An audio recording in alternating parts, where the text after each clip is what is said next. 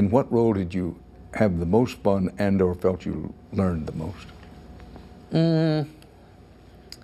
I mean, I've had a lot of fun with a lot of roles. I mean, anytime you're learning a skill set, I mean a tactile skill set, it's fun. I mean, it's fun to hang out with Johnny Chan and the greats of like the poker the world and do these long coaching sessions with Make you a better poker player? Yeah, absolutely. And I think that's just fun. That's just pure fun. But so, you know, making a comedy with Danny DeVito and Robin Williams and Jon Stewart and Catherine Keener, that's fun too. You know, that's one kind of fun. Go out there and hook a horn. Thanks. Hey. It gives me great pleasure to introduce our very special guest, Smoochie the Rhino. Hello, New Jersey.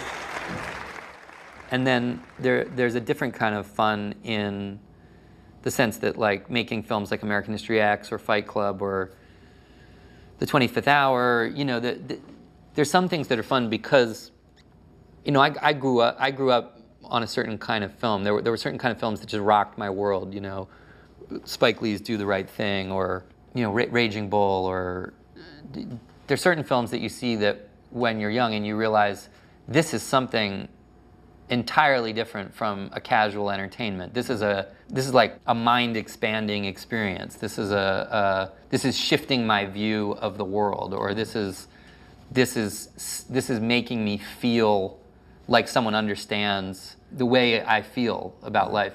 You know, I mean, you can feel that way from a Bruce Springsteen song, or you can feel that way from watching a film.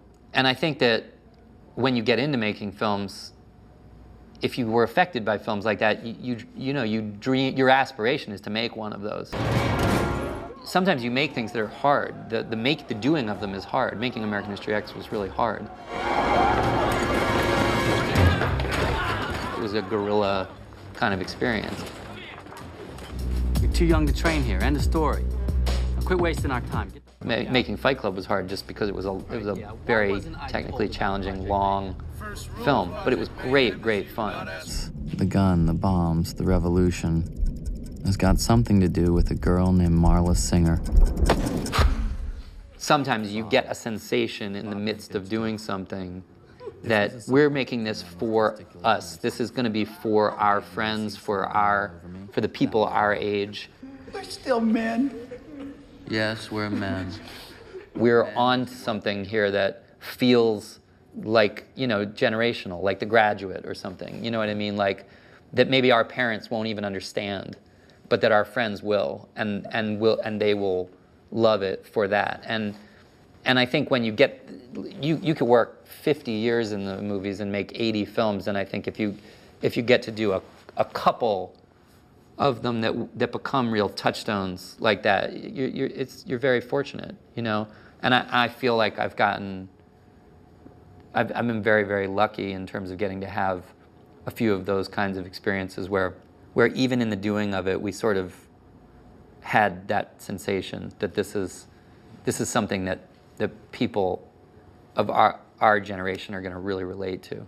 The last film I made as an actor, I had as much fun as I've ever had making a film. It's probably the 30th film I've made, and I had as much fun in the doing of it as I've had on any film I've worked on. It was with this director, Alejandro Iñárritu, who's a terrific filmmaker, but the way he approached the actual making of the film. And that film was? It's called Birdman. It was as inventive and original an approach to making a film as I've ever been involved with. I've been doing this for 18 years. I've never gone through the process of making a film that was this unique, and it was electrifying. You know, in getting ready for this interview, try to do my homework, talk to people. Two things I heard about you. Number one, he's a tremendous actor. Number two, he's an innovative philanthropist and activist. Now, I'm interested to know how you would describe yourself. Overcommitted. I think I need to work on my time management. I think or even my own grasp of how many hours are in the day, because I feel like the last few years I enjoy everything I'm doing, but I might have you know, been working under the delusion that you can do too many things within one day, and it's almost gotten to the point of I feel like I'm leading dual existences, and I have to figure out how to simplify a little bit. The creative side of your life, you have great fun making movies, being in a theater. What's the most fun about it? When I was young, I really resisted the notion that I had to choose a path. I really, I wanted to be a pilot. I wanted to be an actor. I wanted to work for the State Department. I had like all kinds of notions. Or maybe be an Indian chief. Yeah, no, I mean, I had all kinds of notions about things I wanted to do. And I really maybe arrogantly, I really thought I was capable of doing a lot of different things. And in a weird way, acting, to me, it always seemed like this, it was like having a hall pass in high school, It was like everyone else has to be in class, and you've got this pass that lets you roam.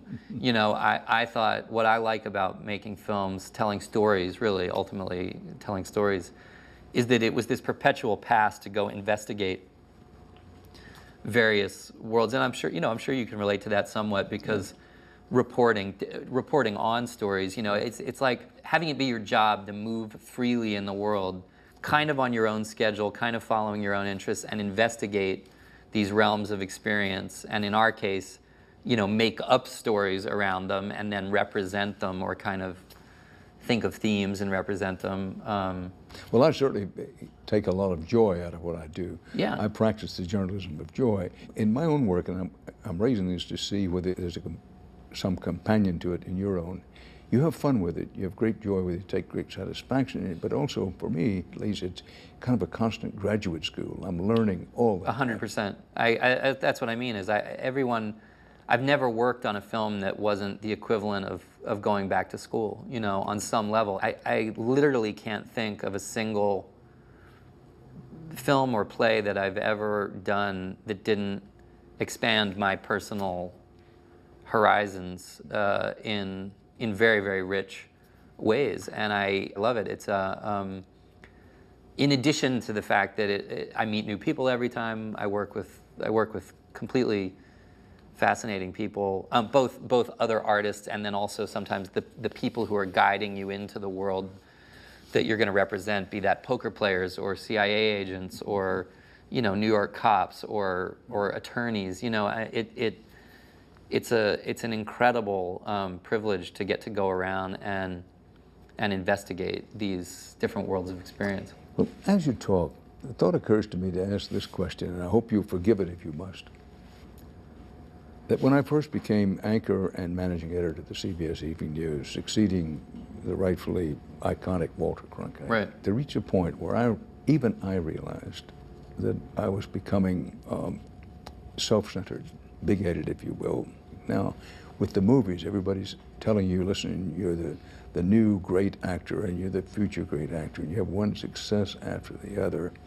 Has that happened to you? If it hasn't, how did you guard against it? Let's talk about it. Yeah, it's I think acting specifically, not necessarily so much directing or writing or things like that, but acting, no matter how perceptive you are, no matter how many times you watch, you try to model yourself on Bob Dylan or any of the other great resistors of fame. At the end of the day, inevitably there's a certain commodification of you, which is just inevitable. You become a part of this overall enterprise of selling films, and you become a part of that draw. So there's the you, the human being who's an artist and a person and whatever, and then there's sort of the known artist, or this figure that people project all kinds of things onto, maybe because of what they read in the characters you're creating, or maybe because of what they project into you as an artist. But it's pretty unclipped from the reality of you as a person being, and I think that there's no manual for this stuff. There are people who are very wise, and if you're lucky, you run into some of them, and they give you tips to how to manage it. But ultimately, you've got to learn, I think, to anchor yourself. For psychological health, you've got to learn to distinguish between the two things. Obviously, the record shows so far you've done a very good job of doing that. Yeah, I mean, look, I remember, I don't know if it was Mel Brooks or someone said, like, there's there's 5 phases in the career of every actor, like who is Edward Norton, maybe Edward Norton, get me Edward Norton, you know, maybe a younger Edward Norton, and who is Edward Norton? Like, you know, and I'm probably somewhere in the second half of that already, as far as I know. So I think, like, you know, I always try to, I think that and maybe Dorothy Parker's line, like, scratch an actor, you'll find an actress, are like those are like the things I try to keep in my head, you know, because you don't want to get too puffed up a sense of yourself. Because then, you know, it can only lead to deflation at some point. But you make a good point. But you have to be at least half smart and very, very lucky. Yeah. Yeah, well, I mean, to hold it off, to keep it at bay. I mean, there are artists who've come before me who I took huge inspiration from their work itself, but then also from the way they managed the experience.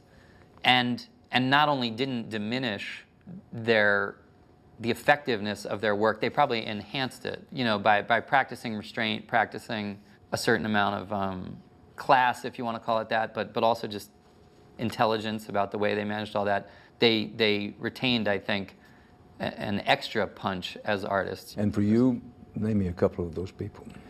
Well, I wasn't joking. I mean, I know it sounds like a funny thing to say because he's not an actor, but Bob Dylan, like, you know, like if you watch Scorsese's documentary about him, No Direction Home.